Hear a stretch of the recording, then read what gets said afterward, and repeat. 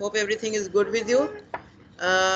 आज हम जो टॉपिक डिस्कस करेंगे वो हमारा टॉपिक है about office records and we are going to discuss that. Let me share it with you so that we can start it together. Okay.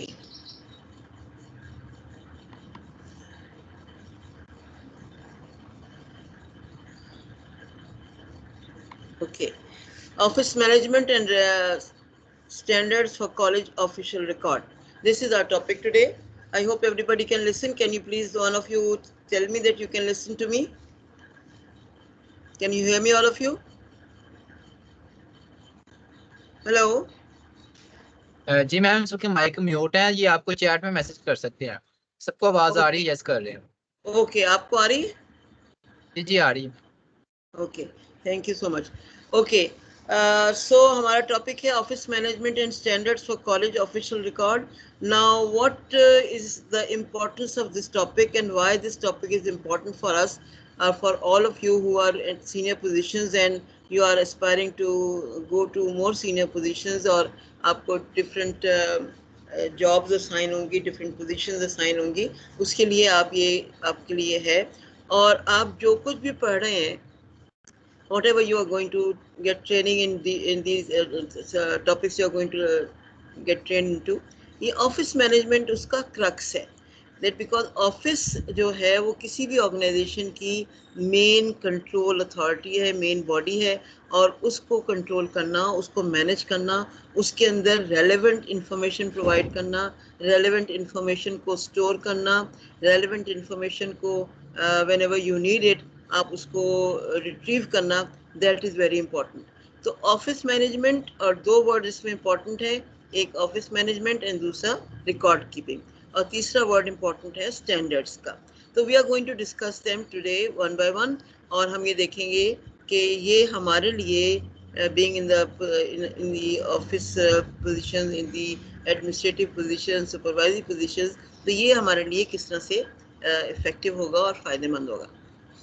So first we will discuss what is office management and why is it important in the office, in the institution. अब आप देखते हैं कि when you are in the college, आपके पास एक office authority है, आप principal हैं, आप वाइस प्रिंसिपल हैं. Yes please. जी ma'am, sorry for interruption. Ma'am आपसे पूछना था कि आपने स्लाइड शो करवाई है, क्योंकि अभी सिर्फ आपकी स्क्रीन शो हो रही है कंप्यूटर की, माई कंप्यूटर की. स्लाइड शो नहीं हो रही. स्लाइड शो मैंने की है. Okay, how do I show it? Wait a minute. Okay,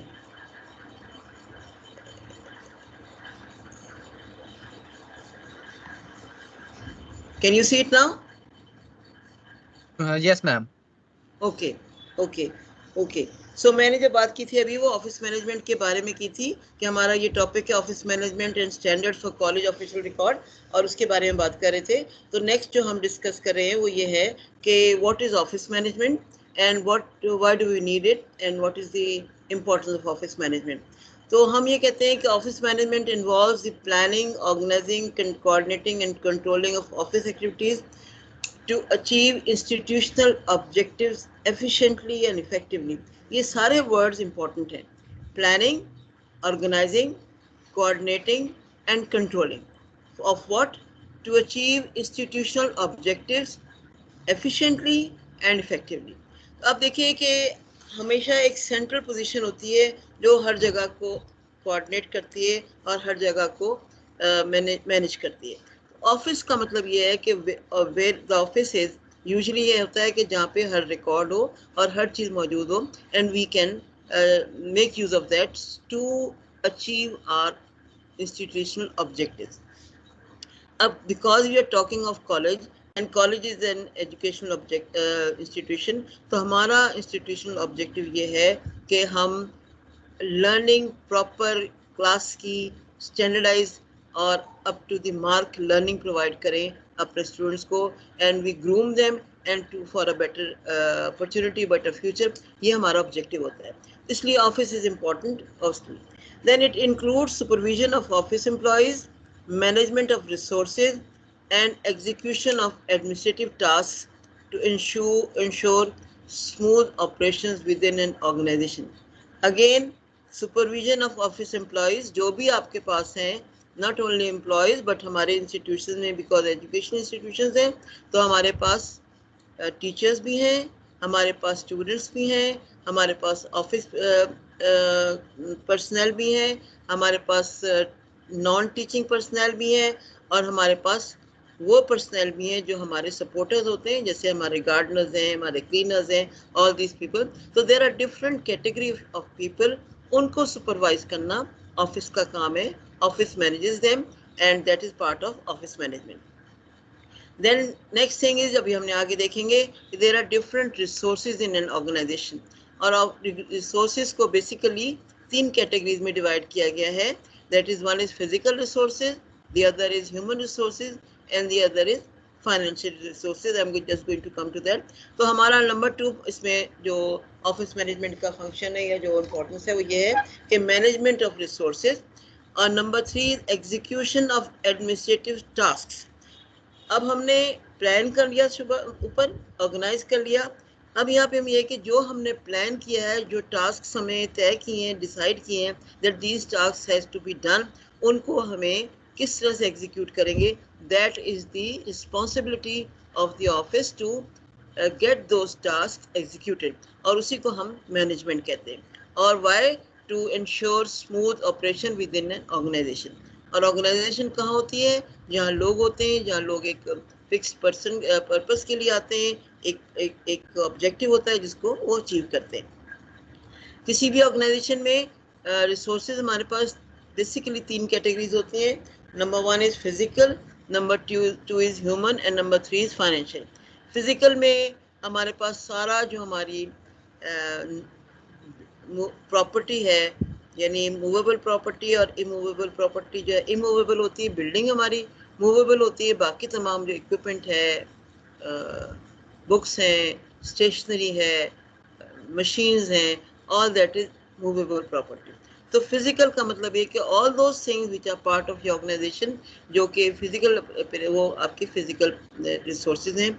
and the more they are efficiently working, the more you use them efficiently, the more you can achieve your organizational objective. Number 2 आपके पास है human resources. और अभी हमने बात की थी कि in the educational institutions we have varied kind of human resources. Number 1 is that of course there is no institution without a teacher, without a student. Students हैं, which is a different category. Teachers हैं, they are a different category. Management है, they come up from the same category but they have different roles. And there is a non-teaching staff, जो आपका administrative staff होता है, जो आपके accounts को manage करते हैं, जो आपको procurement को manage करते हैं, discipline को manage करते हैं. And the last भी वो जो category हमने बताई थी कि those people who are your helpers. और उसके अलावा आपको public से deal करना होता है. अगर dealing में बात करते हैं तो all these are human resources. And then parents की बात भी होती है, उनको भी हमें डील करना पड़ता है. They are indirect resources for us. Then financial का मतलब क्या है कि all those finances we manage. और उसमें हमारे पास क्या रिसोर्सेज हैं? हमारे पास रिसोर्सेज जो हैं, जो हमारे पास फीस आती है बच्चों की, which we take from the students. हमारे पास फंड्स उससे जनरेट होते हैं. And then sometimes we get grants from the government. तो ये 3 टाइप्स ऑफ कैटेगरीज हैं जो हमारे पास फाइनेंशियल रिसोर्सेज हैं. एक ज़माने में we used to get donations also, but I think that nowadays donations are not allowed in government institutions, so they are not part of the financial. तो ये हमारा ऑफिस मैनेजमेंट का मतलब ये है कि इन तमाम को आप एफिशिएंटली मैनेज करें so that you can achieve your organization goals. अब हमारे पास नेक्स्ट जो है, what is the role of the principal?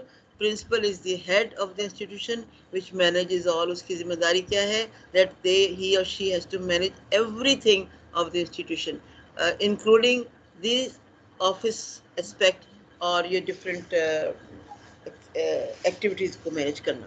Principal को सपोर्ट करते हैं वाइस प्रिंसिपल या एचओडी करते हैं, या मुख्तलिफ टास्क, मुख्तलिफ कमिटीज़ होती हैं, उनके जो इंचार्ज होते हैं दे सपोर्टेड.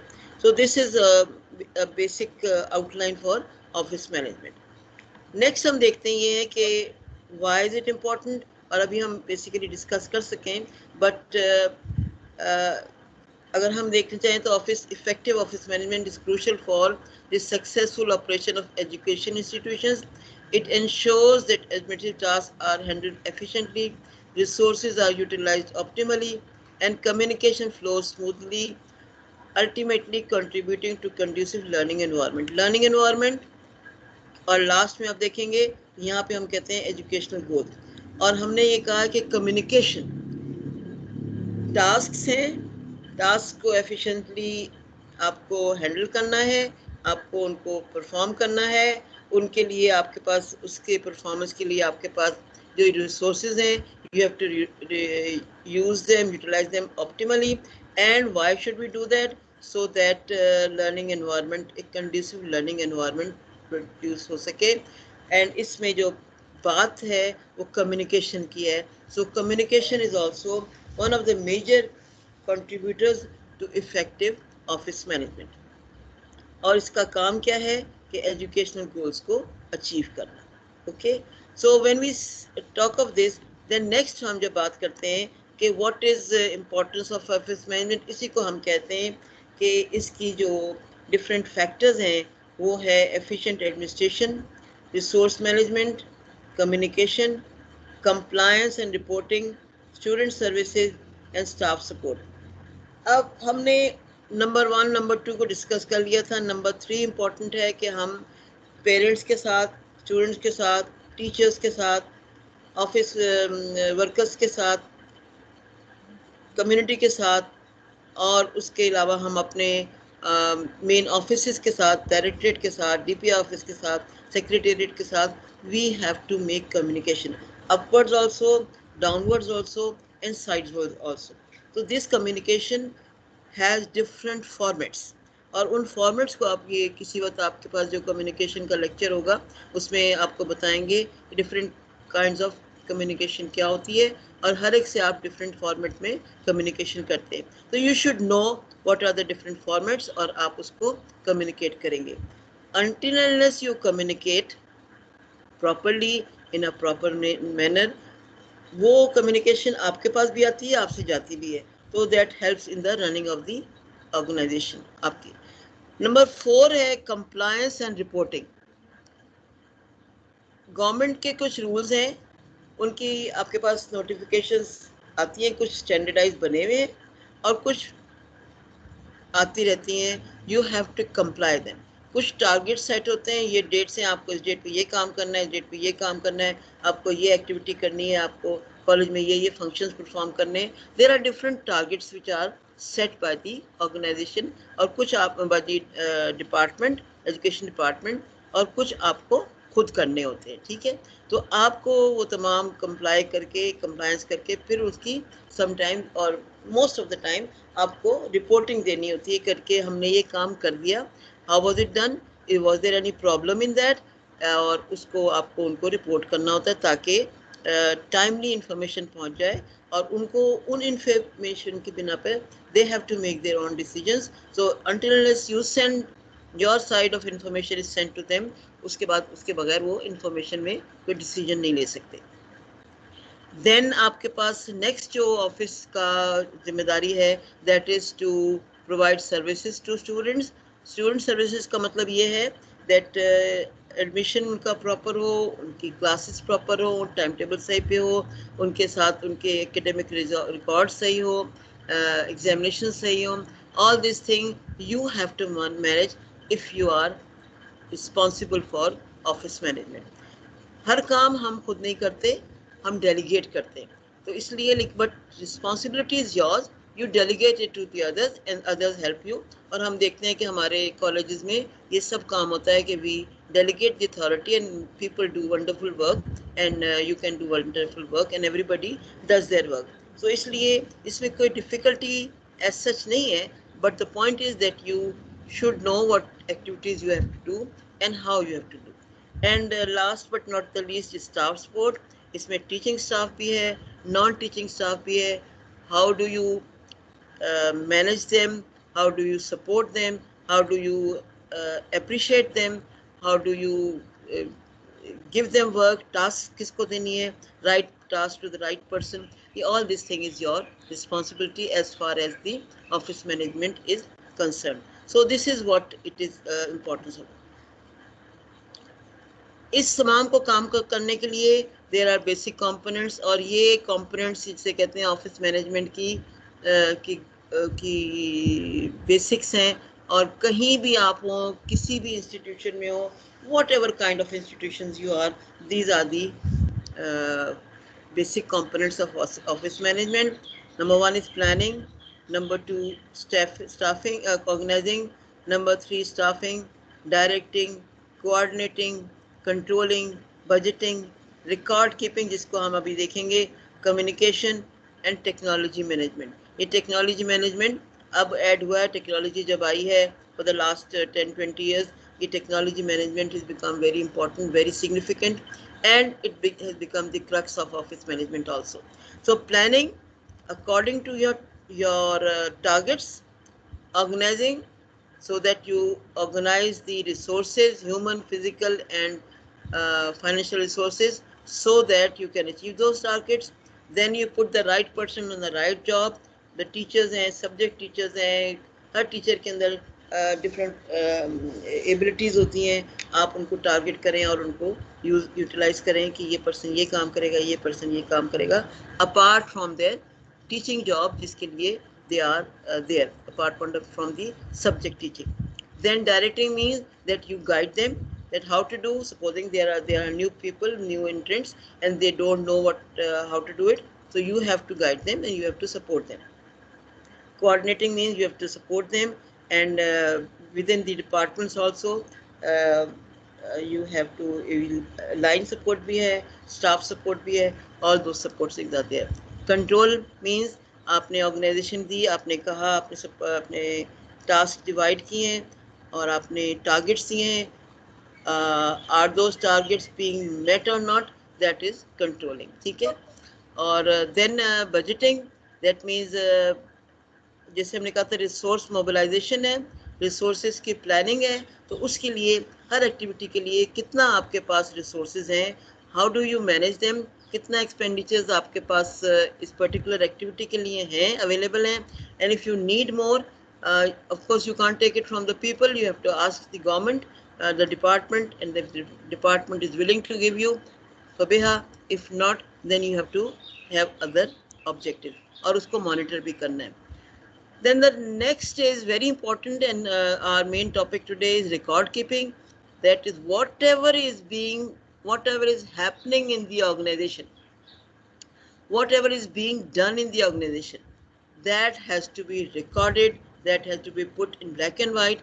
अब black and white पहले तो पेपर पे होता था, अब हम उसको कंप्यूटर पे करते हैं. whatever the mode of recording is, it has to be recorded, it has to be kept secure, and it has to be properly arranged, whether subject wise, whether date wise, depends upon the nature of the record. And it has to be kept so that you can retrieve it easily और उसको आप use कर सकें. And then next आपके पास है communication. वो हमने बात कर ली है कि communication, all these things have to be communicated to the people. record आपके पास है, record को भी communicate करना होता है. And last of all is technology management.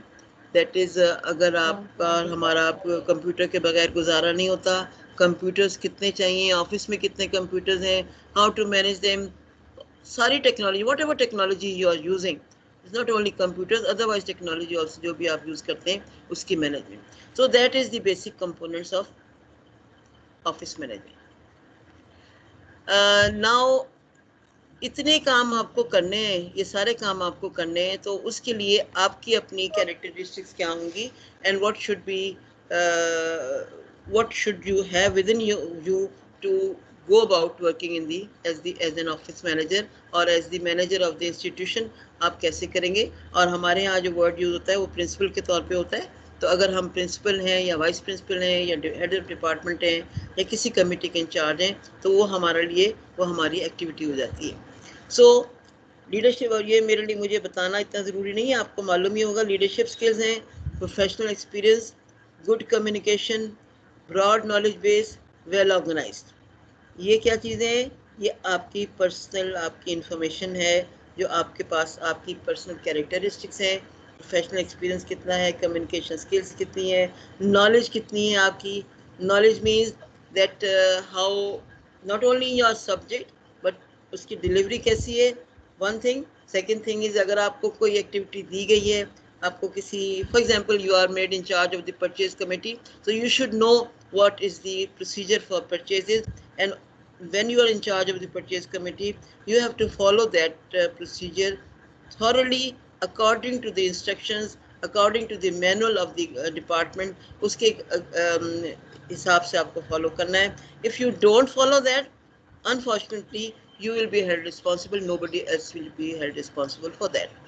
Then time management and art of delegation. Anybody who is in the chair, that person should know how to delegate the work, because we can, अभी हम आगे देखेंगे कि हमें कितने काम करने होते हैं. We cannot do everything ourselves. We have to take help from our people, all those people who are working with us, all those, even the students, we take help from the students, we take sometimes help from the community also, from the department also.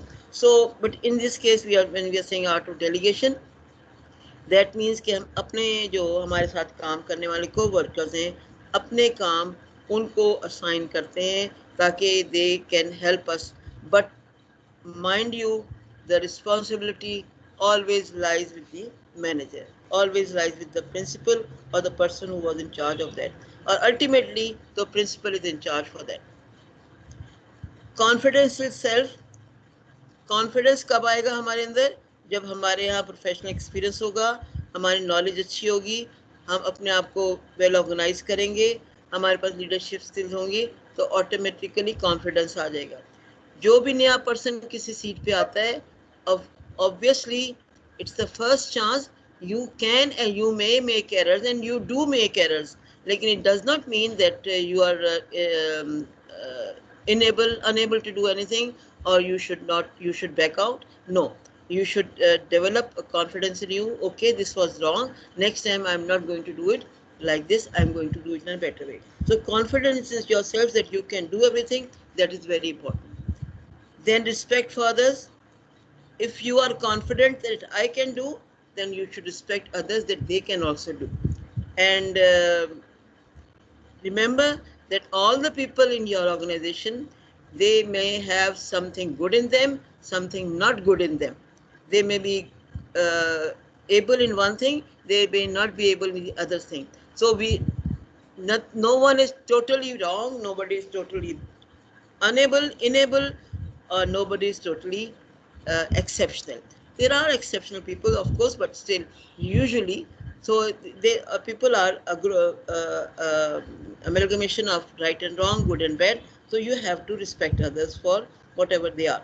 And then to get your work done successfully, to have a happy, conducive environment, your organization culture has to be helpful, to be supportive, to be happy. और उसके लिए जब तक आप ये अपना culture ये supportive नहीं बनाएंगे, हेल्पफुल नहीं बनाएंगे, आपकी overall management will be effective. Strict होना इज गुड, बट ऑटोक्रेटिक होना इज नॉट गुड. आप स्ट्रिक्ट होंगे कि आपको ये काम करना है, ये काम करवाना है, you have to do this target, people should know that you like to be on target, but autocratic नहीं, आपको एक डेमोक्रेटिक वे में एक टारगेट देगी. There are different ways you can manage like that. So ये आपके लिए different factors हैं जो आपको अच्छा मैनेजर बनाते हैं. अब रोल ऑफ कॉलेज प्रिंसिपल, इसको हम देख लेते हैं कि what is the role of the college principal. And I am talking of the role of the college principal because college principal is the head of an institution and is the person who is solely responsible for the institution. Baki log, they are in the supportive position, they are bound by their job requirement that they have to be supportive to their principal, to the college, to the working of the institution, but the sole responsibility lies with the principal. और आप लोग माशाल्लाह senior लोग हैं, तो कल कला को आप प्रिंसिपल ज़रूर बनेंगे, और अगर आप प्रिंसिपल नहीं बनेंगे तो हेड ऑफ द डिपार्टमेंट के डायरेक्टर होंगे, डिप्टी डायरेक्टर होंगे या वॉट एवर. सो इसलिए किसी भी पोजीशन में आप होंगे तो this is very important there. तो कॉलेज के प्रिंसिपल के लिए इम्प्रूव इंस्ट्रक्शन, या रोल क्या है कि improving instruction, manage college logistics and budgets, manage teachers and school staff, arranging and maintaining institutional security, communication, handling student discipline, leadership, monitor and report on teacher performance, monitor student achievement. अब देखिए, पहला बात ये है, improving instruction आपका role है. आपको good learning provide करनी है. गुड लर्निंग के लिए आपको ये मैनेज करना है कि टीचिंग अच्छी हो रही है, इंस्ट्रक्शंस अच्छे हो रहे हैं, आपके लिए आपके टीचर्स अच्छे हों, और आपको उनको सुपरवाइज करना है that they are delivering their material properly. और आखिरी चीज़ क्या है कि monitor student achievement, that how much, what was the capabilities, what was the information, what was the capacity, what was the level of the student when they came to you, and after 2 years when they go out of from your institution, or whatever the time frame is, every time you have to mark that what did you add to their achievement, what did you add to their level. फिर ये हमने देख लिया था, logistics and budgets की बात कर चुके हैं, टीचर्स एंड स्कूल स्टाफ की बात कर चुके हैं, स्कूल है ये कॉलेज स्टाफ है. Arranging and maintaining institutional security, that is very important because working as in a secure environment gives you confidence. All those people, all your teachers, all your staff, all your teaching and non-teaching staff, they feel secure if they have they feel confident if they are working in a secure environment. So environment की security, institution की security is your responsibility. We have already talked about communication, handling student discipline, particularly in boys college. अब तो आजकल लड़कियों की college में भी problem होते हैं. Student discipline is very important. How much leverage you are going to give them, how much discipline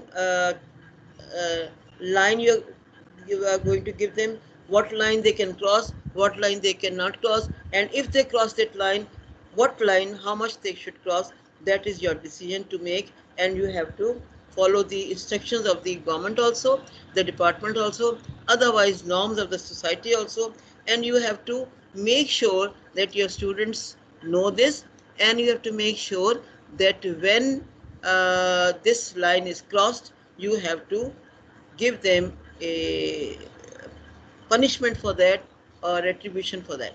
Leadership we have already discussed. Monitor and report on teacher performance. Teaching and learning are the two factors in the institution. Learning student based है, teaching teacher based है. Teacher की performance कैसी है कैसी नहीं है आपको ये बताना ज़रूरी है, ताकि teacher not only improves herself or himself but also आपके वो जो objectives of the institution है, that is to improve the learning, वो improve हो सके, वो achieve हो सके इसके लिए. एंड लास्ट ऑफ ऑल हमने डिस्कस कर लिया था. तो ये रोल है कॉलेज प्रिंसिपल का इन जनरल, अगर ओवरऑल पिक्चर है. अब इसको अगर हम थोड़ा सा ब्रेकअप देना चाहें और इसकी एक थोड़ी इंटरनल सिचुएशन देखना चाहें, तो हमारे पास ये है कि एक टीचर को क्या एक्टिविटीज़ करनी है. वो जो हमने एक आउटलाइन दी थी, ये आउटलाइन दी थी, उस आउटलाइन के अंदर रहते हुए what activities the office manager or the principal should do or has to do. Organizing meetings and managing databases, organizing college events and conferences, ordering stationery and IT equipment, or not only ordering but also managing, dealing with correspondence, complaints and queries, preparing letters, presentations and reports, supervising and monitoring the work of administrative staff, processing invoices and managing office budgets, implementing and maintaining procedures, office administrative systems, organizing induction programs for new students and employees, ensure that health and safety policies are up to date, attending meetings with senior management, booking transport and accommodation, assisting the organization's HR and finance functions by keeping personal records up to date, arranging interviews and updating financial documents. अब आप एक नज़र इसको just give it just have them outline, see this, that this was what the principal has to do.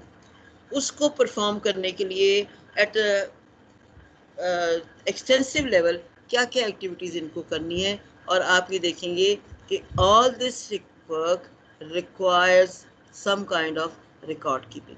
Organizing meetings and managing databases. जब database की हम बात करते हैं तो हमारे पास record होगा तो हम database को manage करेंगे, ठीक है. Organizing college events and conferences.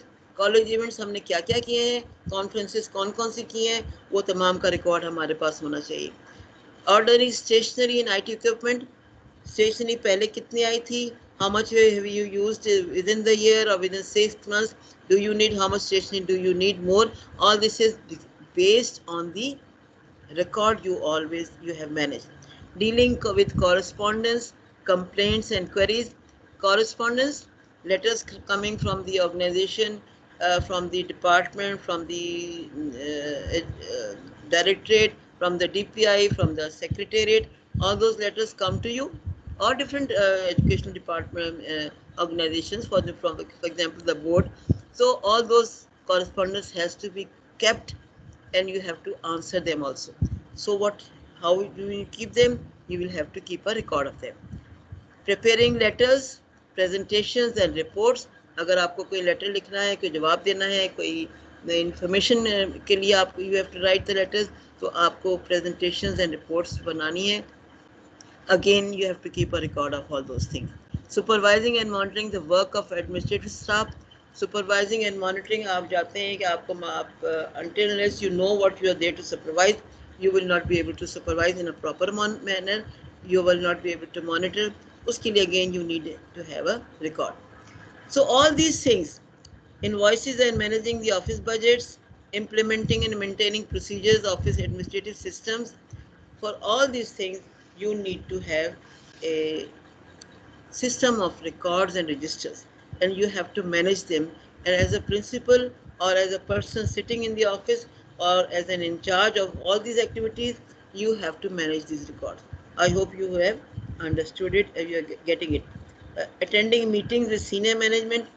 Okay, your director calls, there's a meeting in the directorate, there's a meeting in the secretariat, there's a meeting in the DPI office. You have to keep the record of that meeting. You went to that meeting, what was decided there. They have sent you a minutes of the meeting. You have to keep the record of the minutes of the meeting, because you are to do your work according to the minutes, according to the instructions you are getting. So all these things is part of that. अगर आपको कोई queries है, please note them so that if you want to, you can ask them later on. अच्छा, अब हमने office management की बात की थी. अब हम देख रहे हैं कि रिकॉर्ड्स एंड रजिस्टर्स की इम्पोर्टेंस क्या है. मैंने थोड़ा सा बहुत बता दिया है, बट इसको थोड़ा और देख लेते हैं एक प्रॉपर फॉर्मेट में. Number 1 is accountability and transparency. Nothing extraordinary. You understand very well that record is the base for accountability, and record is a help for you to say that this is the information I got, this is the information what we did last time, and I did this activity based on this information. This is the notification I got from the department. I worked upon this according to the notification. This is the procedure the department has sent me. I am working according to that procedure. So accountability and transparency in whatever you are doing, that is very important, and that is not for judging you only, it is for helping you also. So please think that records and registers are going to help you if you are stuck somewhere, or if you are accused of something. You can always show your records, and records will help you.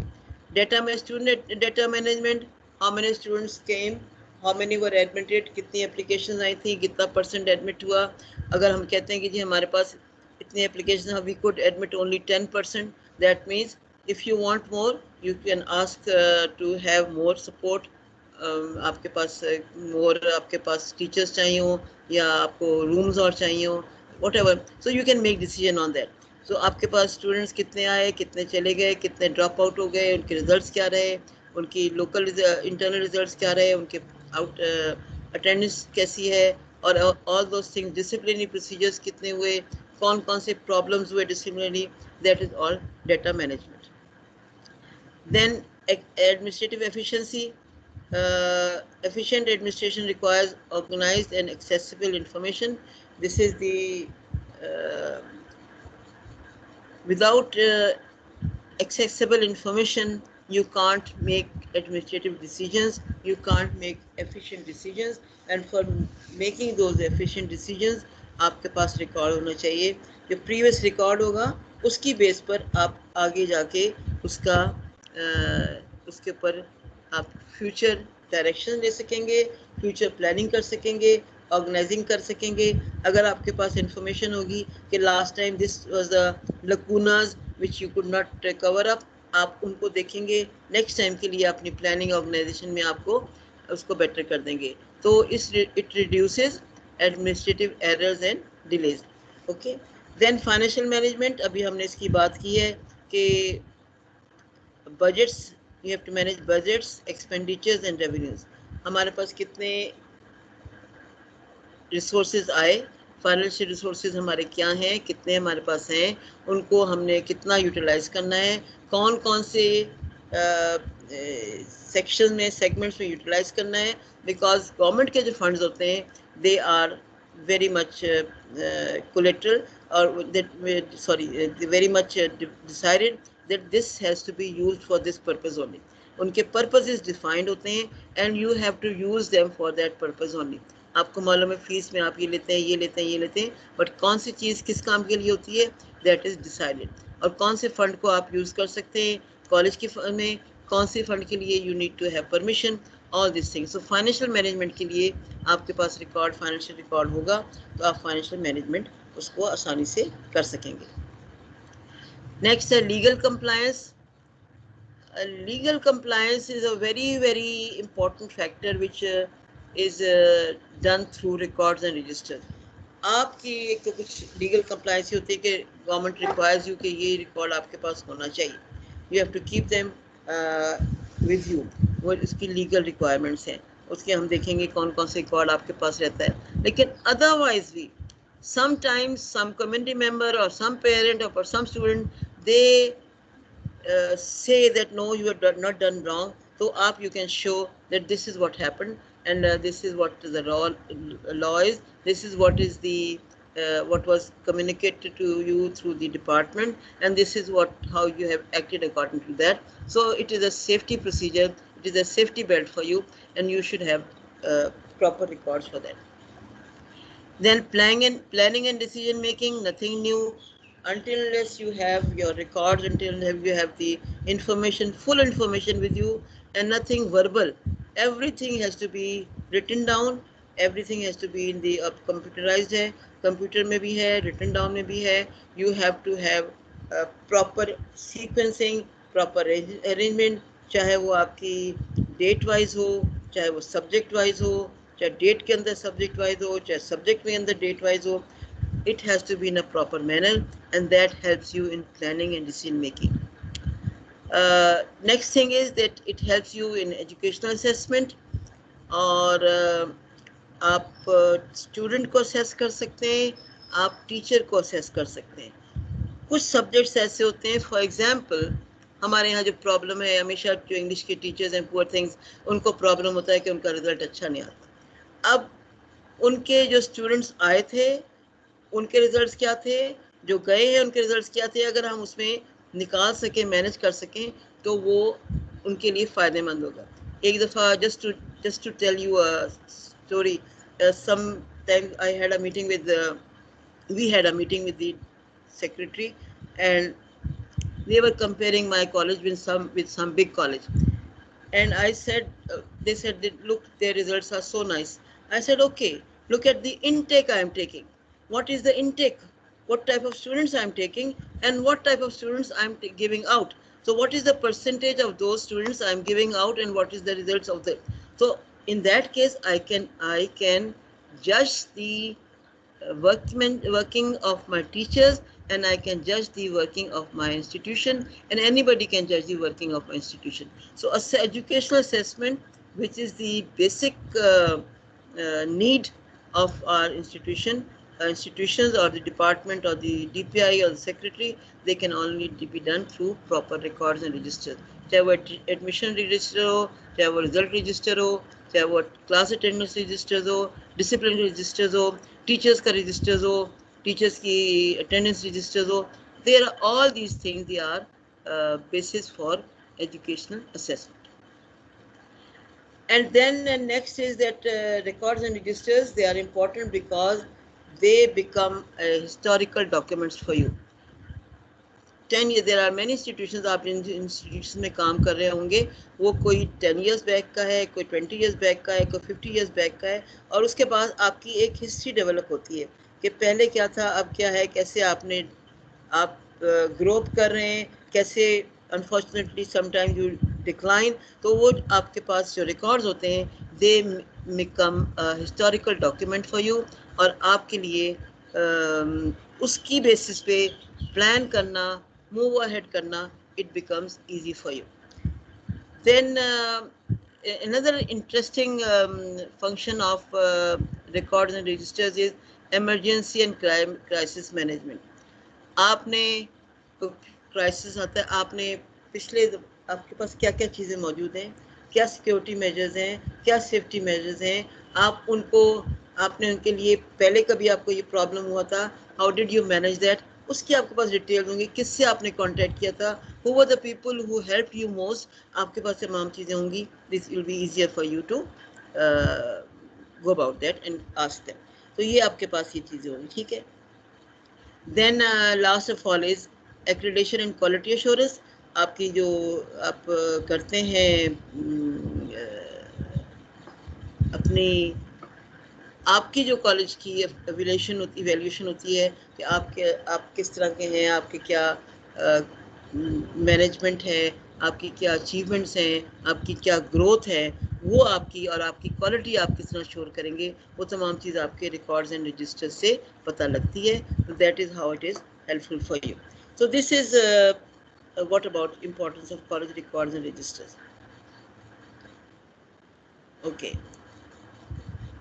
Next हम देखते हैं कि ये मैंने आपकी जो official handbook है, manual for college principals, उसकी हैंडबुक पे से मैंने ये देखा है, और उसमें से वहाँ से मैंने ये लिखा है आपके लिए कि what are the different types of records which are needed for by you, and उसको आप कैसे यूज़ करते हैं.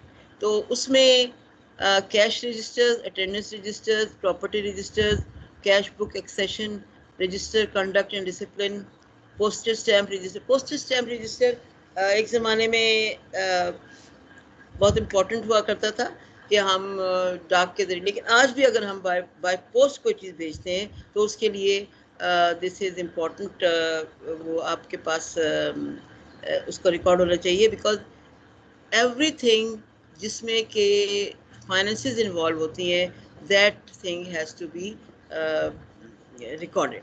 इसलिए ये हमारे पास एक बहुत ज़रूरी चीज़ है. Then casual leave and account register. Now casual leave is a very important thing, and casual leave पे बड़े झगड़े पड़ते हैं, और casual leave sometimes they are number of casual leave which are allowed उससे ज़्यादा हो जाती हैं. तो वो कैजुअल लीव जब ज़्यादा हो जाती हैं तो वो प्रॉब्लमेटिक हो जाती हैं, इसलिए casual leave register is important. Punjab education code जो है ये हमें बताता है कि how to work in the organisation and how to work in the education department. There are many information there which you can follow and you can work accordingly.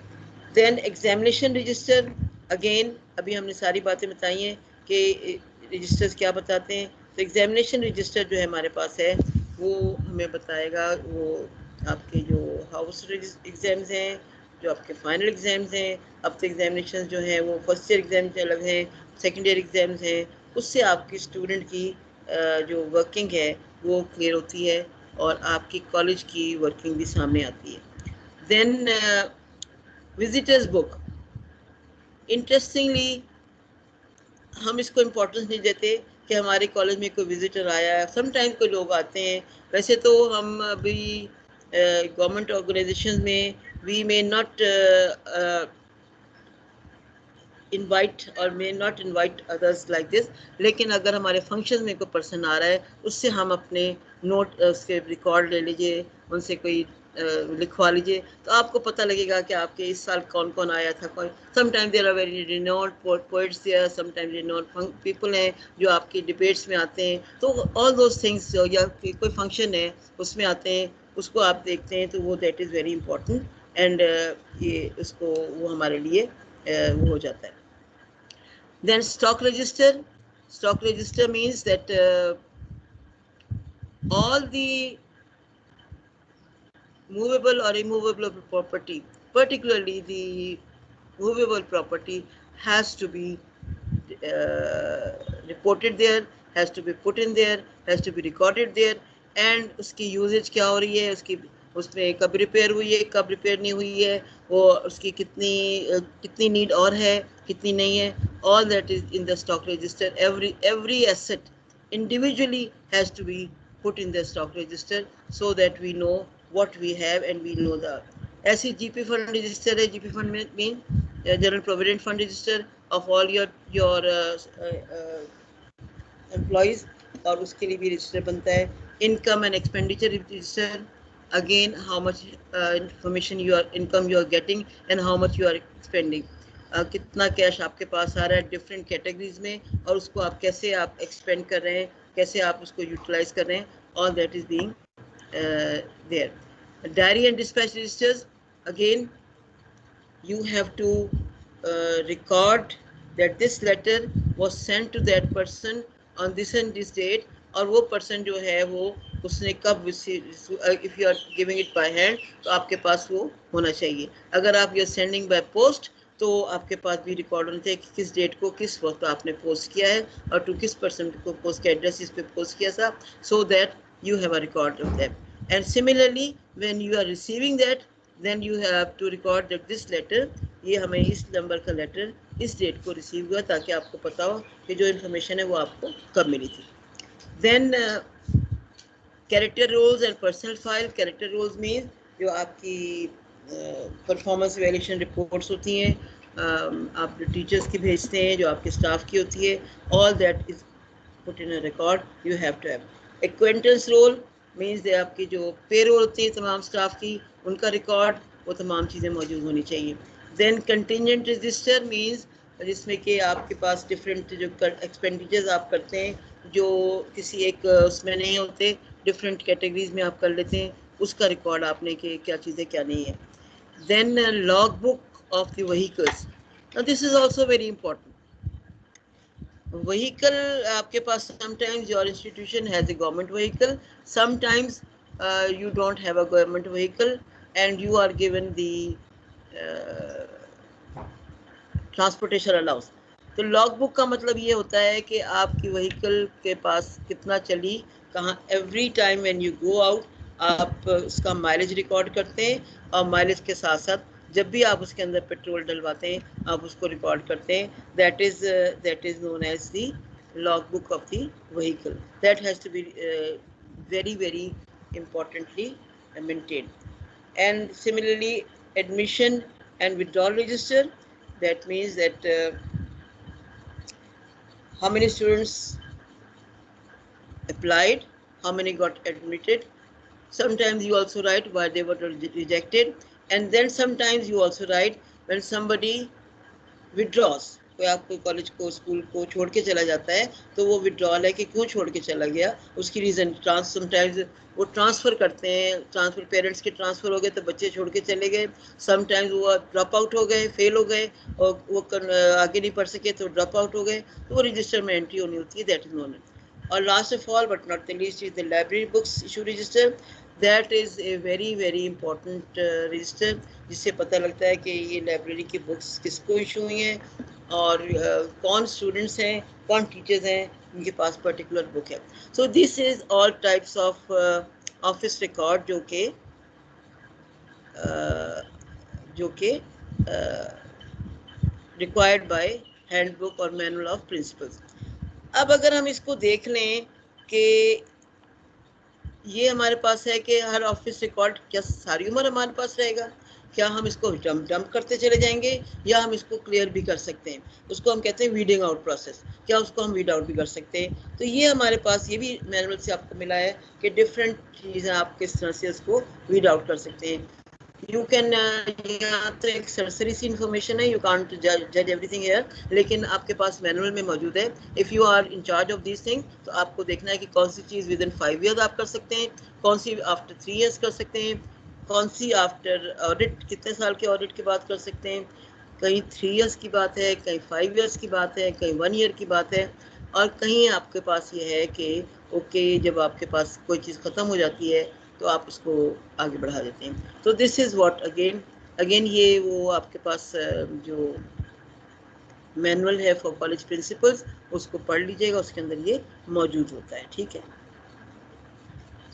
और ये जो हमें वीडिंग आउट करते हैं ये डिपेंड करता है कि इसकी नेसेसिटी कितने दिन रहेगी और इसकी टेक्निकल और इसकी लीगल रीज़न क्या है. लीगल कोई चीज़ ऐसी लीगल डॉक्यूमेंट्स हैं वो सारी उम्र हमारे पास रहेंगे, लेकिन कोई अगर हमारे पास इस किस्म की चीज़ें एग्ज़ाम रिजल्ट्स हैं तो हम 3 साल के बाद after the student has passed out 3 years के बाद हम उसको फेंक सकते हैं, हम उसको डिस्ट्रॉय कर सकते हैं. लेकिन हमें इसको ऐसे नहीं करना, उसको हमें डिस्ट्रॉय करके फेंकना है, ऐसे नहीं फेंक देंगे. ओके. अब ये जो मैंने आपको यहाँ बताया है ना, यहाँ पे सारी चीज़ें, ये एक क्रक्स है. अगर हम इसको देखना चाहें कि इन तमाम को में कौन कौन से बेसिक रजिस्टर्स हमें बनाने पड़ते हैं और किस तरह से इसको बनाएंगे, तो ये हमारे पास एक बहुत ही इम्पोर्टेंट स्टेज है जो आपके लिए ज़रूरी है और आपको जानना ज़रूरी है कि there are so many kinds of registers, so many kind of documents which you have to make, but don't get confused and don't get afraid. Once you start it, you can easily maintain. If you have a routine to maintain them, nothing is difficult. So अब हम ये कहते हैं कि हमारे पास ये जो सारे रिकॉर्ड्स थे जो हमने यहाँ बताए थे, they can be categorized into 5 types of records: general, financial, educational, those relating to equipment and assets. That means जो कि हमारे पास है जो हमारे मूविंग और प्रॉपर्टी है, प्रॉपर्टी की रिकॉर्ड है, और कॉरेस्पॉन्डेंस जो हम कम्युनिकेशन करते हैं उसका रिकॉर्ड. तो ये हमारे पास 5 काम के हैं. अब आप थोड़ा सा अपने आप को काबू कर लीजिए, बिकॉज हर चीज़ की हमें पता लगेगा कि हर कैटेगरी में हमें बहुत सारे रिकॉर्ड्स बनाने जो आपने बनाने. For example, let us see the general kind. General kind क्या है कि college calendar you have to make. College calendar क्या चीज़ होती है? जिसमें आप सारी इंफॉर्मेशन प्रोवाइड करते हैं.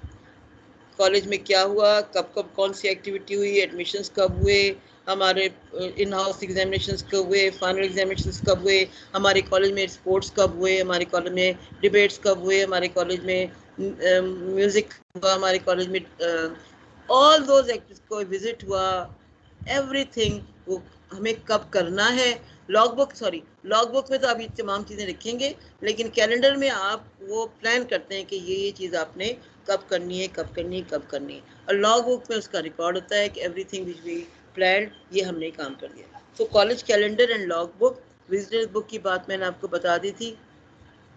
सर्विस रजिस्टर्स क्या होते हैं? जिसमें टीचर्स के सर्विस रिकॉर्ड होता है, और वो अभी अगर हमें थोड़ा सा हम उसकी एक्सप्लेनेशन करेंगे. उसमें टीचर्स का पेरोल होता है, टीचर्स की डिटेल होती है, उनकी जो प्रमोशन का कब टाइम है, उनकी रिटायरमेंट का टाइप कब है. All that is part of the service register. Not only teaching बल्कि नॉन टीचिंग स्टाफ की भी, तमाम स्टाफ की भी. Registers of loans of buildings, order and circulars of the educational authority, staff leave register, memo book, memorandums को आप जो staff के अंदर अपने इन हाउस आप इंफॉर्मेशन देते हैं, नोटिस भेजते हैं, उसको हम मेमोरेंडम कहते हैं। तो मेमोरेंडम बुक जो है वो एक बाकायदा एक रजिस्टर बनाया जाता है और वो रजिस्टर सबको सर्कुलेट किया जाता है ताकि all the members they can sign on it, and when once you put your signatures on it you are responsible for it and you have to do according to that. Then from and to registers, वो जो डाक आ रही है जा रही है, किसको दिया किसको आया। एंड लोकल डिलीवरी बुक, अगर आप पीएन के हाथ कोई चीज़ भेजते हैं तो वो पीएन के हाथ अगर जा रही है तो फिर वो आप उसको लोकल डिलीवरी कहते हैं और वहाँ पे आप उसके सिग्नेचर्स करवाते हैं, जो पर्सन जिसको दे के आया उसके सिग्नेचर्स होते हैं। तो आप ये देखिए कि एक कैटेगरी में all these registers have to be maintained, all these documents have to be maintained, ठीक है। सिमिलरली हमारे पास नंबर 2 कैटेगरी है। नंबर 2 कैटेगरी में हमारे पास फाइनेंशियल कैटेगरी है, उसमें क्विंटेंस रोल यानी पेरोल है, ऑर्डर बुक है, कंटीजेंसी रजिस्टर है, यानी आपने कोई चीज़ ऐसी जो लेनी है जो आप हम हर every time you don't need it, आज के दिन ज़रूरत पड़ गई है, दैट मीन्स इस साल या हर साल आपको ज़रूरत नहीं है, हर मंथ आपको ज़रूरत नहीं है, not every year but some time you need it, तो उसको हम कंटीजेंसीज कहते हैं। Register for fee collections, fees आती है आपके, जो भी फीस आती है हमारे पास फी की वो होती है, फीस बुक होती है, उस चालान बुक होती है। अगर हमने बैंक में जमा कराए हैं तो बैंक में वाले होते हैं वो लेके आते हैं, अगर हम कॉलेज में रिसीव कर रहे हैं तो कॉलेज में लेते हैं, उसको फिर कैश बुक पे हमें चढ़ाना होता है, तो वो हमारे पास रजिस्टर फॉर फी कलेक्शन होती है। Abstract registers, register for receipt and expenditures, गोएम्स का यूनियन फंड के लिए है, बिल रजिस्टर है, रजिस्टर फॉर डोनेशंस, अगर कोई प्राइवेट इंस्टीट्यूशन को डोनेशन मिलता है, लेकिन अगर जो भी डोनेशन अगर कोई आ रही है तो register for scholarships, practical arts selection bill book, यानी अगर आपने कोई फाइन आर्ट्स के लिए या उनके लिए आपको कोई डेकोरेशन वगैरह करनी है उसके लिए, और ऐसी ऑर्डर बुक है। तो ये तमाम जो है फाइनेंशियल में। आगे हम देखेंगे कैश रजिस्टर की भी हमने डिटेल बताई, वो अगले अभी बताती हूँ मैं आपको, ठीक है। फिर आप देखते हैं कि नॉट ओनली दिस, नेक्स्ट जो है एजुकेशनल में हमने कहा था ना 5 कैटेगरीज बनाई हैं, तो 5 कैटेगरीज में थर्ड कैटेगरी है एजुकेशनल की। In this pupil attendance registers, teachers attendance book, class time table, teachers time table, general time table यानी होल आपके पास सारा होता है, और उसके बाद ये इसमें आपके सारे फंक्शंस के भी टाइम टेबल आ जाते हैं। Then teachers monthly programme of work, teachers की ड्यूटीज़ क्या हैं, कोई आप कहते हैं उनको डे ड्यूटी ऑफिसर बनाना है, ये करना है वो करना है, all those thing. Pupils progress record है, स्कूल टेस्ट रिकॉर्ड है, टीचर्स सुपरविजन रजिस्टर है, हेडमास्टर हो या प्रिंसिपल हो, एडमिशन रजिस्टर है, ट्रांसफ़र सर्टिफिकेट बुक है, पब्लिक एग्जामिनेशन रिकॉर्ड है। All this is related to teaching and learning and related to the students, वो आपका एजुकेशन रिकॉर्ड में आ जाएगा। अब आपके पास है इक्विपमेंट यानी एसेट्स, तो stock book of furniture and college appliances, library catalogue, accession register, accession register मतलब जो लाइब्रेरी में बुक्स आ रही हैं और लाइब्रेरी की बुक्स जा रही हैं वो लाइब्रेरी इशू बुक है, स्टेशनरी इशू बुक है। स्टेशनरी भी आपको पता है इशू की जाती है, जो स्टेशनरी आती है वो डिफरेंट लोगों को डिफरेंट डिपार्टमेंट्स में इशू करते हैं, डिफरेंट वर्कर्स को जो पोजीशन सीट्स हैं उनको हम इशू करते हैं कि आपके लिए है, पेन है, पेंसिल है, कागज़ है, अटेंडेंस रजिस्टर्स हैं, all those are part of the stationery, all those are issued or they have to be kept a record for that. Stock and issue of games है, register of newspaper and magazines received है, अब तो supply register of supplies slates और books अगर आपके पास कोई चीज़ होती है, register of articles manufactured in the practical arts section है, register of stock of raw materials for the practical arts, अगर आपके पास होम इकोनॉमिक्स की क्लास है और उसके लिए आप रॉ मटेरियल मंगाते हैं तो all that has to be recorded in a register. So don't get pareshan out of this. This is what you have to do, and because this is the duty of different people, so her person को, every person does not have to do everything. अलग अलग duties assign होती हैं, but remember the person on the chair is responsible for that. Similarly, correspondence, ये communication की बात है, local correspondence, internal correspondence, external correspondence, आपकी जो बुक है, मैनुअल बुक है, all those things are to be recorded. File of document departmental orders and circulars, public examination file, register for casual leave granted, ये तमाम फाइलें जो है आपके पास मौजूद होंगी। और इसी तरह से हमने कहा है कि कैश बुक आपके पास होगी और हर चीज़ के लिए लेजर है। फॉर एग्जांपल आप कहते हैं कि हमने फर्नीचर ख़रीदा है, तो कैश बुक में फर्नीचर का जिक्र होगा कि आपने you paid this much cash for furniture, और फर्नीचर के लेजर में मौजूद होगा कि आपने टेबल्स लिए हैं, आपने चेयर्स लिए हैं, आपने रोस्ट्रम लिए हैं, आपने क्या क्या चीज़ ली है, everything has to be separately entered into that. तो इसी तरह से अगर आपने कोई गवर्नमेंट ने आपको कोई ग्रांट्स दी थी, कोई फंड्स दिए थे जो बच गए हैं, जो आपका सिर्फ एक पर्टिकुलर ग्रांट के लिए थे, वो आपको वापस करने हैं, तो that is known as remittance, उसको भी आपको करना है। और रजिस्टर ऑफ पे बिल्स, अगर आपने पे किए, फॉर एग्जांपल आपने हायर किए हुए किसी लोगों को और पे करते हैं, तो वो पे बिल्स आपके, उसकी भी रजिस्टर आपके पास होनी चाहिए। तो ये आपके पास था। अब आपने जो इतने सारे रजिस्टर्स बनाने हैं, तो उसके लिए कैसे बनाने, एक छोटी सी 10 मिनट में ये बात कर लेते हैं कि every institution stock of registers का स्टॉक बनाना ज़रूरी, लिस्ट बनानी ज़रूरी कि ये हमारे पास हैं। उसके ऊपर आपने इंस्टीट्यूशन का नाम लिखना है, आपने उनके पेजेस नंबर कंसेक्टिव करने हैं, आपने उनको टाइडी बनाना है, और उसके बाद आपने एंट्रीज़ को करेक्ट करना है। इनकरेक्ट एंट्रीज़ को आपने छुपाना नहीं है, आपने स्क्रैच करके ऊपर करेक्ट लिखना है, सिग्नेचर्स करने हैं, और आपने उसके बाद हर चीज़ जो लिखनी है उसके अंदर इंक के ज़रिए लिखनी है। और अगर आपने कोई बैलेंस करना है अपनी कैश बुक में, तो उसको रेड लाइन से आपने बैलेंस करना है। और अगर आपने कैश बुक बैलेंस करनी है तो बोथ साइड जो है वो एक ही जगह पे करनी है, यानी कि आपने इनकमिंग बैलेंस को इधर इतना ऊपर लिख दिया, डाउन आउट गोइंग एक्सपेंडिचर्स का बैलेंस, नो, ये बैलेंस करेंगे, दोनों को बराबर करके करेंगे। अगर आपके पास प्रिंटेड रजिस्टर्स नहीं है, ख़त्म हो गए हैं, you want to make a register, तो कोई आप उसी के हिसाब से बुक को बना लीजिए और उसको एक रजिस्टर का नाम दे दीजिए। और कोई नया रजिस्टर उस वक्त तक न खोलिए जब तक कि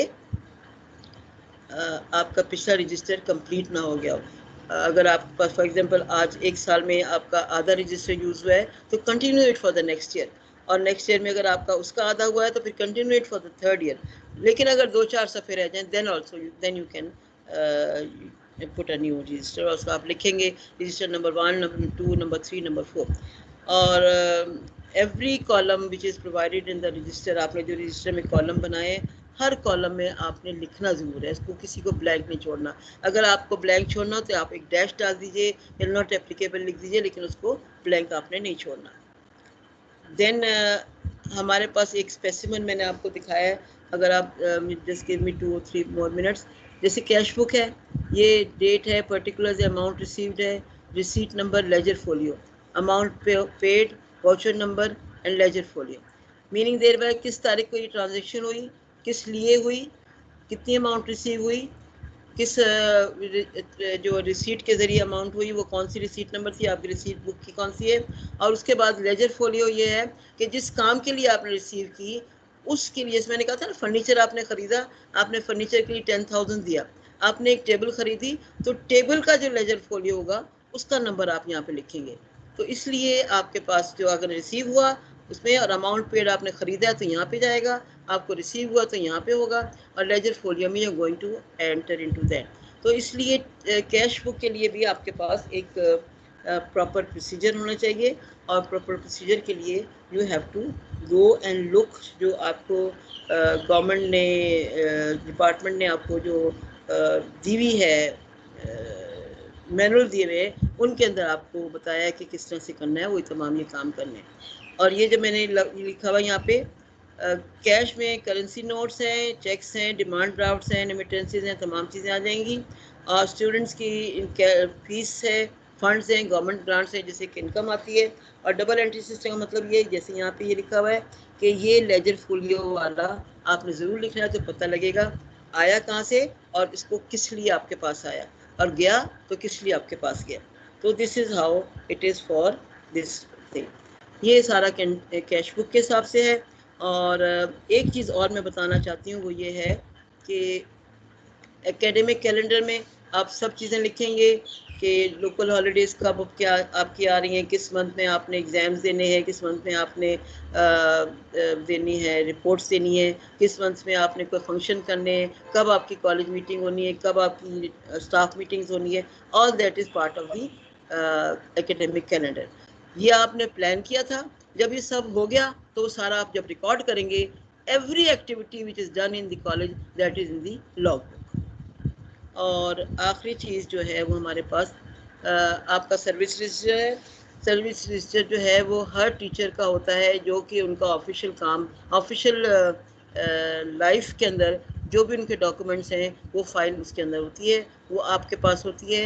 you are the custodian of that and you are responsible of that. और ये किसी की पास नहीं जानी चाहिए, आपके दफ्तर में रहनी चाहिए। और आप जो कुछ उसके अंदर लिखेंगे वो रिकॉर्ड के अंदर शामिल होगा। एक बहुत इंपॉर्टेंट बात है, द डेट ऑफ बर्थ जो फर्स्ट एंटर्ड है that can not be change by anybody except अगर डिपार्टमेंट की तरफ से कोई नोटिफिकेशन आए for what ever the reason. ये तो इंडिविजुअल अप्लाई करता है चेंज के लिए, और इंडिविजुअल को इन्फॉर्मेशन होती है वो आप तक आती है, ठीक है। और दूसरी बात इंपॉर्टेंट ये है कि अगर आपने कोई आपका पर्सन ट्रांसफ़र हो जाता है या किसी और डिपार्टमेंट चला जाता है या छोड़ के चला जाता है, आप उसकी सर्विस बुक जब डिपार्टमेंट में भेजते हैं तो उसके हाथ में आपको नहीं देनी। You have not to, you should not give it in the hand of the person. ये आपके डिपार्टमेंट की तरफ से, आपके ऑफिस की तरफ से डिपार्टमेंट को जानी चाहिए। So this is about the service record. Property में ये है कि you are the custodian of the property. हर जो प्रॉपर्टी आपके पास आती है उसका रिकॉर्ड होगा, कब आई, किस डेट को आई, वाई। उसका वो परचेजिंग का एक प्रोसीजर होता है परचेजिंग का, वो आपको फॉलो करना होगा। एंड देन उसमें से कितनी सपोजिंग किस टीचर को दी, किस डिपार्टमेंट को दी, कहाँ पे काम हो रही है। उसके बाद आप उसकी स्टॉक चेकिंग करते हैं, सालाना एवरी ईयर आप करते हैं। उसमें से अगर आप देखते हैं कि वो बेकार हो गई है, यूजलेस हो गई है, it can not B use now, तो उसको आप डिपार्टमेंट से परमिशन लेके ऑक्शन करते हैं। चाहे वो आप डिपार्टमेंटल डिपेंड करता है कि कौन कौन सी चीज़ है उसको ऑक्शन करने के लिए। Maybe you have to give it in the newspaper. और ये करने के बाद आप डिपार्टमेंटल प्रोसीजर्स को फॉलो करते हैं, and that is how it is. और ऐसी रिपेयर्स के लिए भी ये बात है। और लास्ट ऑफ ऑल जो थोड़ा सा आपका ये जो है वो ये हम कह रहे हैं कि आपके लास्ट आपको थोड़ा सा खुश करने के लिए मैं बता दूं कि मैंने इतनी सारी बातें की, आप परेशान हो गए होंगे। Don't be upset, okay. This is what is the crux of everything. You should know what you have to do, but you can delegate your duties and you can make responsible other people also. Though you will be the ultimate responsible, but that is the information which needs to be provided to you. And don't, जितना आप इसको properly record करेंगे, maintain करेंगे, उतना ही आपके लिए अच्छा होगा। इसीलिए आपकी एक नज़र उसके ऊपर ज़रूरी है, सिग्नेचर्स आपके ज़रूरी हैं, उसको आपको मैनेज करना ज़रूरी है। हर महीने आप इसको टैली कर लीजिए, देख लीजिए, पर्टिकुलरली कैश बुक को जहाँ उसको आपको टैली करना बहुत ज़रूरी है। सो that is all for today. ये मैंने आपकी जो एक चीज़ जो है वो मैंने इसमें से लिए school record, that is by Dr. Muhammad Iqbal Chaudhary, and I liked it. So there are some things from there. If you want to see, you can go to this link and you can see that. Thank you so much. If you have any questions, I can answer.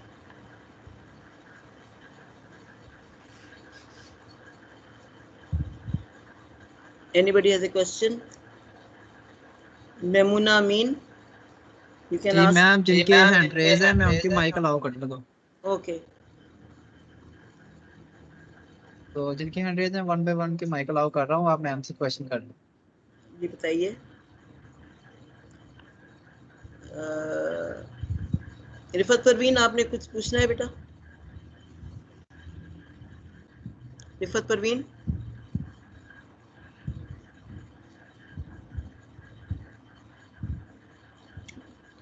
Hello.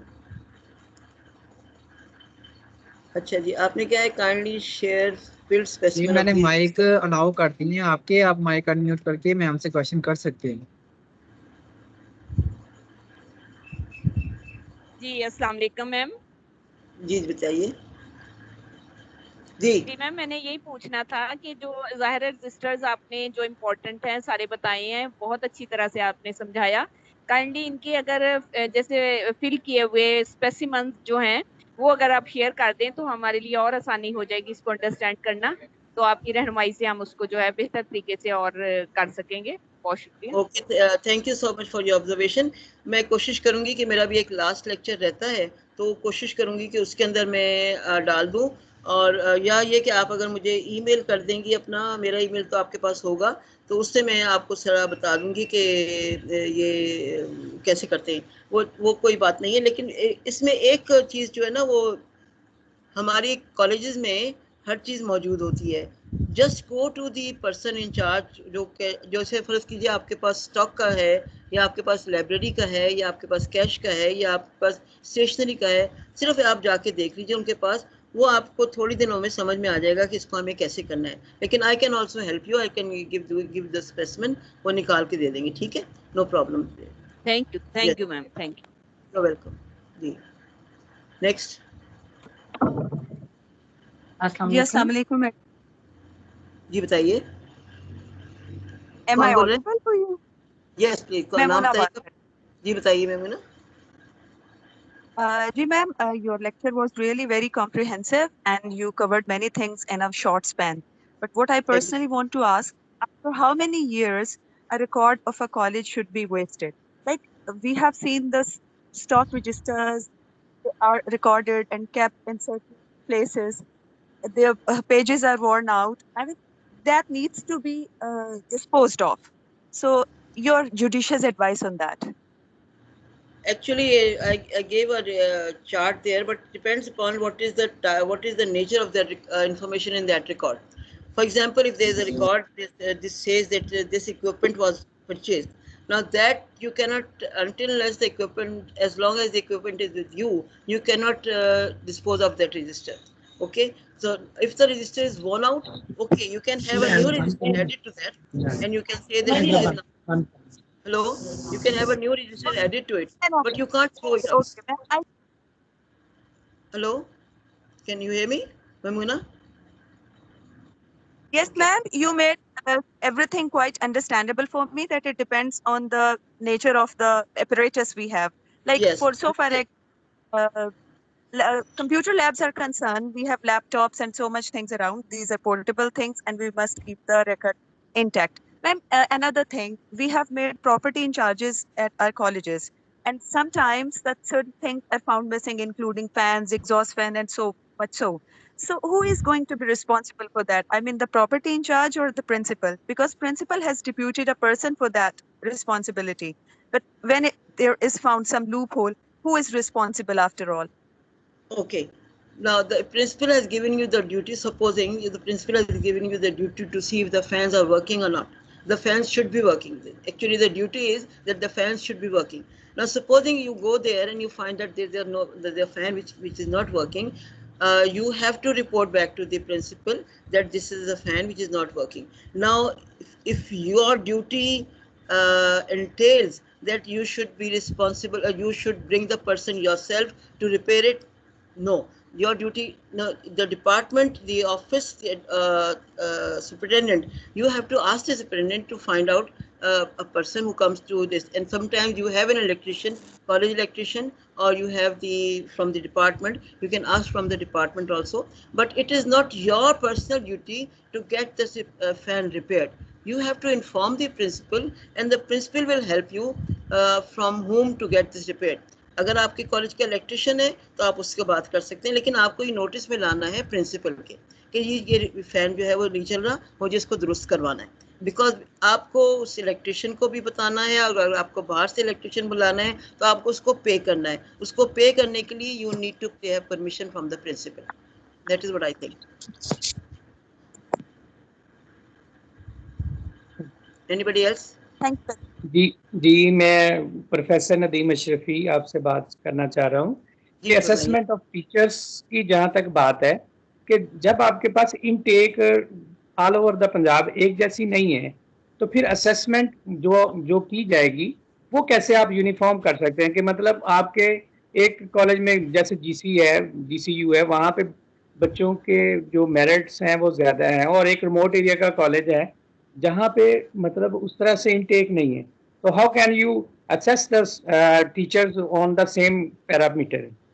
Nadeem साहब, ये बहुत टची सा question है, और मैं क्योंकि principal रही हूँ, मुझे पता है। मैंने आपको इसमें एग्जांपल दी थी, वो एग्जैक्टली ये एग्जांपल थी कि जहाँ पे स्टूडेंट का इनटेक बहुत हाई लेवल का है, वहाँ पर आप टीचर से कैसे एक्सपेक्ट करेंगे कि यानी उस टीचर को कैसे एक्सपेक्ट करेंगे जहाँ इनटेक लो लेवल का है। तो मैंने उस पर यही कहा था कि आप हमको उनके साथ कंपेयर नहीं कर सकते। आप ये देखें कि वो जो बच्चा हमारे पास आया था, जो मेरे कॉलेज में आया था, या जो किसी लो लाइंग एरिया के कॉलेज में आता है, या जो किसी जीसी के मुकाबले में नहीं आता, तो उसका बच्चा किस मेरिट पे आया था, कौन से नंबर लेके आया था, 500 वाला था कि 800 वाला था, उस 500 वाले को हमने कहाँ तक पहुँचाया, ये। लेकिन आपको अभी इस किस्म का कोई हमारे यहाँ सिस्टम है नहीं। हमारे सिस्टम वही ढाक के 3 पात जो है ना, एक लकीर के फकीर हैं। But what you are saying is totally correct, I agree with you. Thank you madam. अस्सलाम वालेकुम। वालेकुम अस्सलाम वालेकुम मैम। अस्सलाम वालेकुम मैम। सलाम। बोलिए, नाम बताइएगा अपना। मैडम डॉक्टर नाजिया बात कर रही हूँ। जी जी, फरमाइए। मैडम आपने कहा जीपी फंड जो है register, contingent register, income and expenditures register, ये सारे जो हैं, तो आई थिंक सो के there we should prepare budget control register, जिसमें आपकी सारा एक ही रजिस्टर के अंदर जो है एक्सपेंडिचर्स भी, इनकम भी, कॉन्टीजेंसी में जो खर्च हुआ है और आया है, वो सारा कुछ जो है ना वो आ जाता है। और ये जो है ये कॉलेजेस में होना चाहिए बजट कंट्रोल रजिस्टर, ताकि हम एक्सीड ना कर पाए हमारे अखराजात हमारी इनकम से। अब बिल्कुल सही कह रही हैं आप। अगर आपने देखा होगा, जो हमने कॉलेजेस की बात की, मेन रजिस्टर्स की बात की, तो उसमें बजट कंट्रोल रजिस्टर था। ये जो हमने बताया कि उनकी ये ब्रेकअप है, कि अगर आप उनमें से जीपी फंड को अलग बना के लिखना चाहें तो आप यू कैन राइट डाउन। अगर आप उनको कंटीजेंसीज को अलग लिखना चाहें तो you can write down, make a register. कि आप एट ग्लांस आप देखना चाहें कि जीपी फंड कितने हैं और ये कितने, तो you can have separate registers for that, और ये यू कैन मैनेज इट। लेकिन अगर आपका कॉलेज छोटा है, आपके लोग छोटे हैं, आपके नंबर ऑफ टीचर्स कम है, इतना टर्नओवर नहीं है, तो फिर आप एक में भी कर सकते हैं। लेकिन जिस तरह मैंने कहा था, लेजर में भी आप टेबल का है, फर्नीचर को भी, फर्नीचर के वर्ड को आप अलग अलग डिवाइड कर देते हैं। ऐसी अगर आप इनकम एंड एक्सपेंडिचर को भी करना चाहें या बजट को करना चाहें तो कर सकते हैं। It all depends upon the level of the institution and about the number of people in the institution. You can do it in one also, you can divide also. Okay, thank you. अस्सलाम वालेकुम ma'am. वालेकुम। Hello जी जी, बोलिए। Ma'am, मेरा नाम नसीम अख्तर है। जी जी। और मुझे आपसे कोई क्वेश्चन करना नहीं है, आपको बताना है कि मैं बहुत अरसे से आपको जानती थी, डॉक्टर फौजिया सलीमी और आपको, लेकिन कभी भी डायरेक्ट आपसे मुलाकात नहीं हो पाई। घर में ही आपकी तारीफ होती थी। मेरे वाले साहब भी प्रोफेसर रिटायर हुए थे उनके थ्रू। तो अब अचानक यहाँ आपका नाम पढ़ के तो मुझे बहुत मजा आया, और आपको देखा तो मुझे वो सारी अपने वाले साहब की बातें याद आ गई। और मुझे अब वो तो नहीं है, लेकिन वो सारा जो जिक्र आपका और डॉक्टर फौजिया सलीमी साहिबा का किया करते थे, वो मुझे सारा याद आ गया। तो मुझे बड़े जबरदस्त तरीके से अच्छा लगा। आपके वाले साहब का नाम क्या था? जी, प्रोफेसर ईसा खान। अच्छा अच्छा अच्छा अच्छा, ओके। अल्लाह ताला बख्शिश फरमाए। He was a nice person, very nice person. Thank you so much, thank you so much. Welcome. Madam एक और क्वेश्चन है मेरा, डॉक्टर नाजिया। जी जी। मैडम कल हमारा एक बजट के हवाले से लेक्चर हुआ था, और उसमें कहा गया कि जो आपकी अनमूवेबल चीज़ें, लाइक आपकी बिल्डिंग हो गई, सारा कुछ है, तो ये सब इंजीनियर के पास इसका रिकॉर्ड होना चाहिए। आई थिंक सो कि ये PC1 प्लानिंग कमीशन जो हमें देता है सारी अमाउंट और सारा कुछ वो बनाता है, उसके अंदर ये चीज़ें एंटर होती हैं। और ये कॉलेज कस्टोडियन जो प्रिंसिपल है उसके पास PC1 to 4 जो है पूरी फाइल होनी चाहिए। मैं प्रिंसिपल रह चुकी हूँ और मैंने देखा है कि PC1 2 3 तो हमें मिल जाते हैं, 4 जो है वो PD के पास होता है, प्रोजेक्ट डायरेक्टर। और प्रोजेक्ट डायरेक्टर जो है उसको पता ही नहीं होता कि उसने PC4 जो है वो कंप्लीशन सर्टिफिकेट कहाँ पे रखा हुआ है। और ये जो है ये डिपार्टमेंट को चाहिए पीडीज जो हैं वो डेजिग्नेटेड पोस्टेड हों और उनके पास ये सारा रिकॉर्ड हो, और वो कॉलेज कस्टोडियन चूंकि प्रिंसिपल है उसको वो बाकायदा तौर पे हैंड ओवर करें। तो कल जो सर ने कहा था कि सब इंजीनियर के पास, सब engineer is not responsible for PC 1 to 4। Yes, you right, you right. तो ये आप ये बिल्कुल सही है। और तो अगर मैम ये एम्बिग्विटी थी कल से मुझे, लेकिन PC 1 2 3 4 जो है ये कॉलेज कस्टोडियन जो आपका परमानेंट प्रिंसिपल है या DDO है ये उसकी कस्टडी में होना चाहिए। तो kindly convey to the department. Okay okay, thank you, I do that, thank you. Okay अस्सलाम वालेकुम। Thank you ma'am. अस्सलाम वालेकुम मैम जी, डॉक्टर इस्माइल बात कर रही हूँ। मैम मेरा क्वेश्चन सिंपल सा ये है कि अभी हमारे पास वाकई ये ढेर रजिस्टर्स का कॉलेजेस में हम देखते हैं और हमारी स्टेशनरी और पेपर इतना एक्सपेंसिव हो गया, तो can we keep this record in the soft form in our official laptop and whenever it is needed तो we can get it printed और register is necessary? Actually the word register जो है ना ये एक से कहते हैं पेटेंट वर्ड है। और रजिस्टर अब जब हम अपना PC 1 में भी, इसमें PC में भी रिकॉर्ड करते हैं इसके अंदर, तो वो हमारे पास रिकॉर्ड भी एक रजिस्टर फॉर्म है, उसे एक रिकॉर्ड ही है ना, वो भी एक सॉर्ट ऑफ रिकॉर्ड ही है। अब देखिए ये डिपार्टमेंट की सवाबदीद पर है, डिपार्टमेंट से परमिशन लेनी पड़ती है या डिपार्टमेंट को है। आपकी बात दुरुस्त है कि अगर आप जब ज़रूरत हो तो आप उसको कर लें। अब सिर्फ ये है कि आपके पास ये श्योरिटी होनी चाहिए कि जो चीज़ आपके पास कंप्यूटर में है वो ख़राब नहीं हो जाएगी, निकल नहीं जाएगी। वो बहुत इंपॉर्टेंट चीज़ है, क्योंकि अक्सर हमारे पास भी जो बेसिक प्रॉब्लम होता है वो ये होता है कि कंप्यूटर जो है ना वो जवाब दे जाता है और रिकॉर्ड हमारा चला जाता है। तो इसको श्योरिटी अगर आपके पास है तो you can keep it in computer, और आपके पास जब ज़रूरत हो या कोई आपसे मांगे तो आप उसको करते हैं, कोई ऐसी बात नहीं है। लेकिन ये श्योरिटी होनी चाहिए कि कंप्यूटर से ना चली जाए। ठीक है, थैंक यू मैम। मैडम इसमें थोड़ी सी गुजारिश ये है कि